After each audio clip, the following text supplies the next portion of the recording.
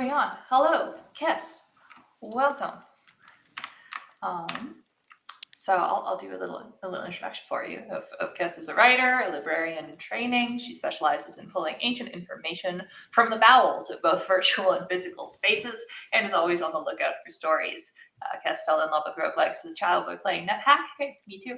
And she proceeded to ascend, impressive, write her own fork, even more impressive, ascend several more times, wow, and then embarrass herself on stream in an incident involving polymorph traps. In her spare time, she's coded several of her own roguelikes and hopes to one day be up to the task of releasing one of them.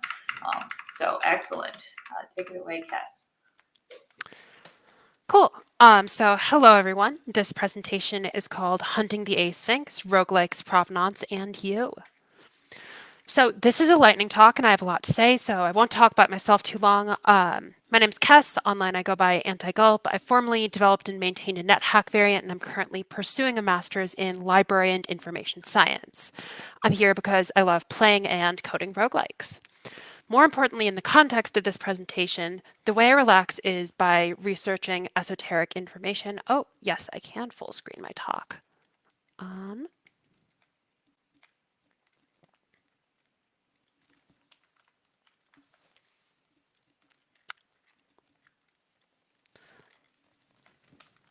Perhaps I cannot.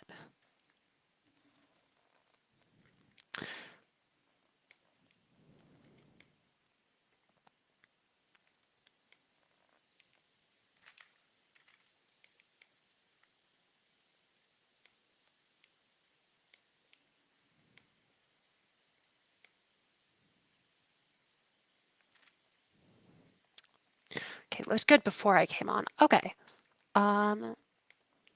Just try this a little bit differently.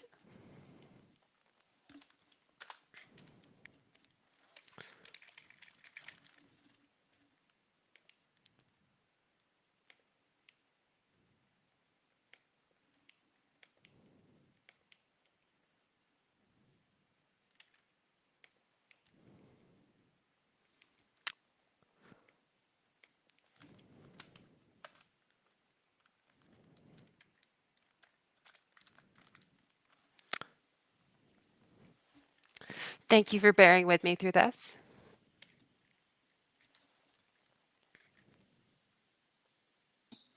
Yeah, I think we're good. If we can't figure out how to get it full screen, I think it's still readable. So sounds good. This is good enough.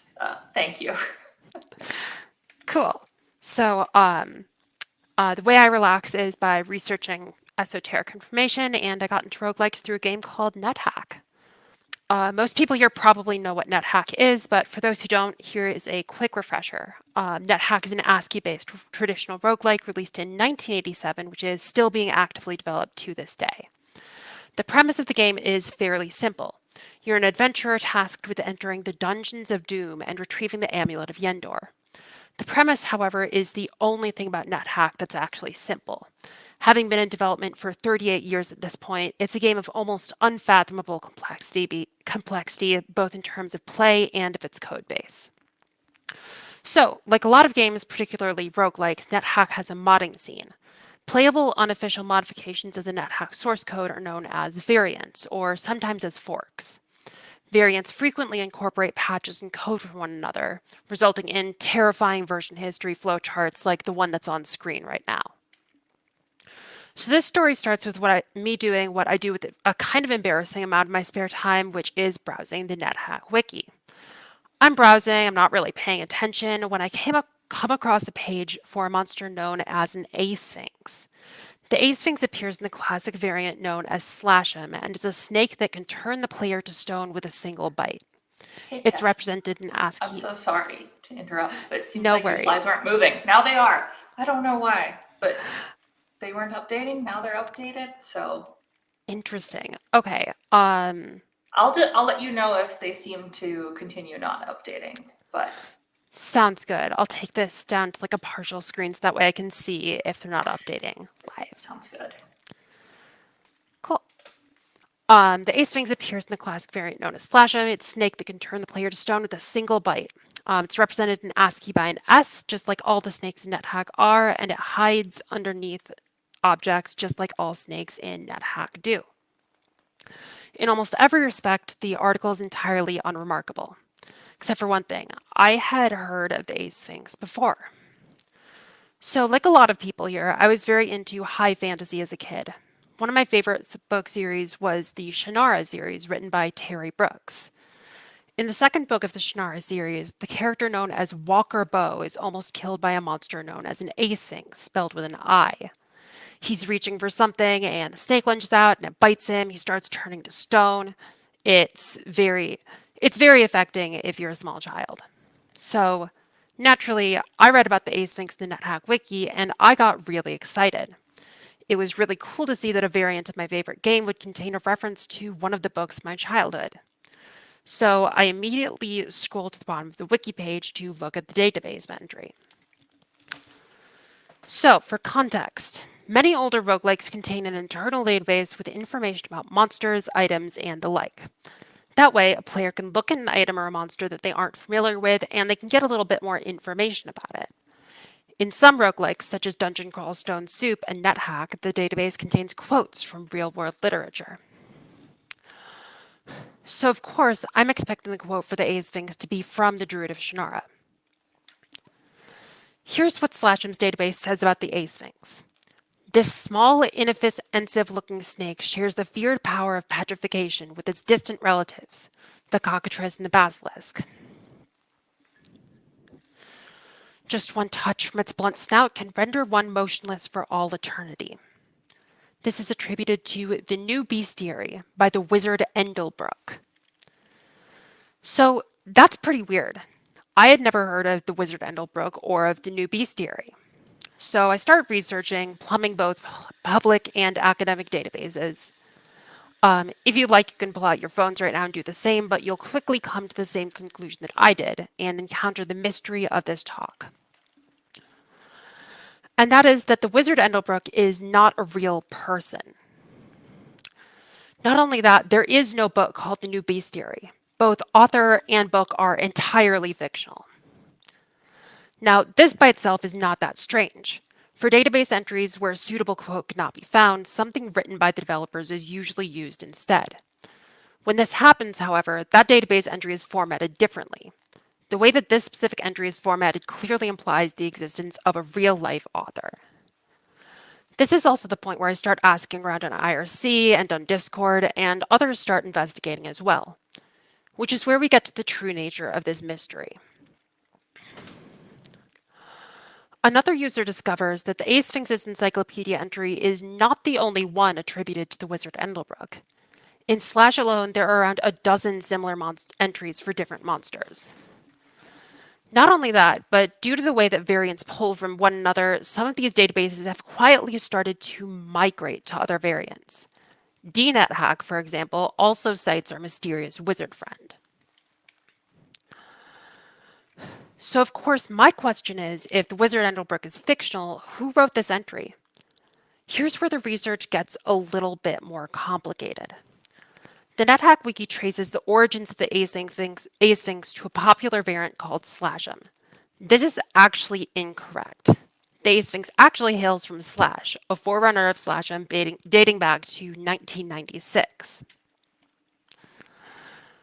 So the first step in my research is to post this story to nearly every NetHack related space on the internet.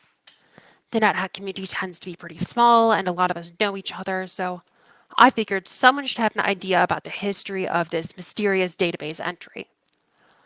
Unfortunately, however, the only result is that now if you search the wizard Endelbrook, you'll get about twice as many results as I did, but they're all discussions from us trying to figure out where the database entry comes from. So the next step in the quest was to start reaching out to people directly. The problem, of course, is that Slashim is a game from the 90s. Finding the emails of developers from back then is very, very difficult. When I did manage to find some emails, all of them but one bounced. The one that didn't bounce, I got a very nice reply, but unfortunately they didn't know where the entry had originated from either. This meant that it was time to go back even further. It took quite a bit of doing, but I was able to track down and message the original developer of Slash, who was kind enough to lend me a few minutes of his time. This developer confirmed that the Asphynx was derived from the Heritage of Shannara series, so that's correct. Strangely, however, he didn't remember writing the entry in the database and said that it didn't sound like his writing style. He suggested I look back to see where the database entry originated. If the entry first appeared in slash, then it probably was his writing. If it first appeared in NetHack minus minus, then it almost definitely was. What's NetHack minus minus? It's a variant from 1992, which doesn't even appear in the horrifying flowchart from earlier. And this is where the trail goes cold. The wizard Endelbrook is mentioned in the database of /6, but not in the database of NetHack minus minus. So to review, the wizard Endelbrook and the new bestiary are definitely entirely fictional. They were probably invented by the developer of Slash, who probably wrote the encyclopedia entry. We don't know, and we probably never will know for sure. But the outcome's that a fictional citation that somebody probably invented entirely off the cuff has managed to survive 27 years without anyone noticing or asking where it's from. So at this point, there's only one final question remaining. And that's, why are we talking about this? Or to put it another way, why does this matter? And I think perhaps the easiest answer to that question is that it doesn't matter. This entire presentation is about an unofficial modification made to a game that's close to 40 years old now. It's about a single entry in a database, which is a feature that most players don't actually know exists. It provides no revelations, no computer science education, and it doesn't have any definite conclusion. In so many senses, none of this is important at all. I would argue, however, that that's what it makes it so important. I really like this story about fictional wizards, missing encyclopedias, and petrifying snakes so much because, perhaps ironically, it is immensely human. The transmigration of a fictional encyclopedia across multiple derivative fanworks necessitates a level of human passion and care, as well as a human's ability to make mistakes. This story may be pointless, but to me that makes it all the more beautiful. It's silly, it's fun, and evidence that these games were made by many different people, all passionate about one thing. Human stories, however, don't tend to last. If we consider games as a form of art, they are fairly young, only reaching commercial popularity in the 1970s. Many traditional roguelikes exist in the older spectrum of this genre, and many have an unconventional means of source control, if they have any means of source control at all. Many newer roguelikes are indie projects, which may not be documented publicly. More importantly, all of this exists on the internet, a realm with an increasingly unstable relationship with its history. Tracing the provenance of this specific database entry took me an incredible amount of time and effort, and I was lucky to find even the unclear conclusion that I did. This story might not matter, but the next one might. As the internet becomes increasingly flooded with larger quantities of commercially funded and procedurally generated information, human stories like this one are going to continue to fade away. And as the years go on, finding out about the Asphynxes and the wizard Endelbrooks of the world is going to get more and more difficult. So if you'll permit me to end this presentation with a moral, here's what I think all of this is actually about. Things like developer diaries, blog posts, wiki entries, and even version control itself aren't just backups of existing work. They're stories. And if there's one thing about roguelike players, it's that there's nothing we like better than a good story. So that's the end of my presentation. Thank you for sticking with it through all these technical issues. Special thanks to Ali Harlow, Tom Proudfoot, and everybody who helped me dig into this. Yeah, thank you so much for listening.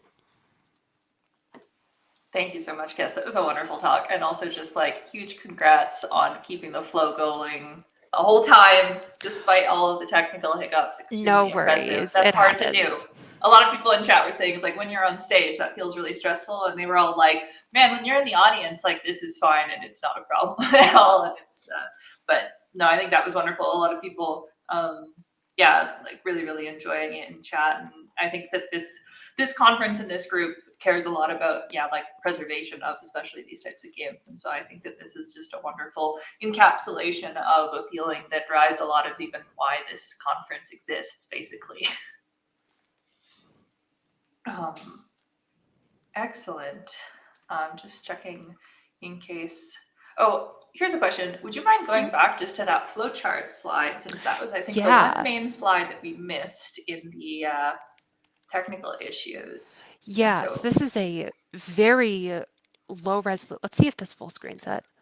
yes, it does. Oh, awesome. That would have been helpful to know 10 minutes ago.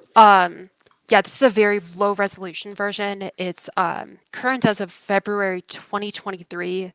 But yeah, as you can see, it is enormously complicated. And it doesn't even include things like NetHack minus minus, for example. So Yeah, I've never yeah, heard of NetHack minus minus. We love a roguelike celebration where we hear about a new old NetHack fork. So yeah, wonderful. Well, thank you so much, Cass. I hope that you'll be able to enjoy the NetHack Developers AMA tomorrow. absolutely. Since I'm really excited because again, it's like, you know, Yes. it's hard to track people down, and that chance to hear stories from the original people is really valuable. So excellent. Cool. Well, thank you so much for your talk.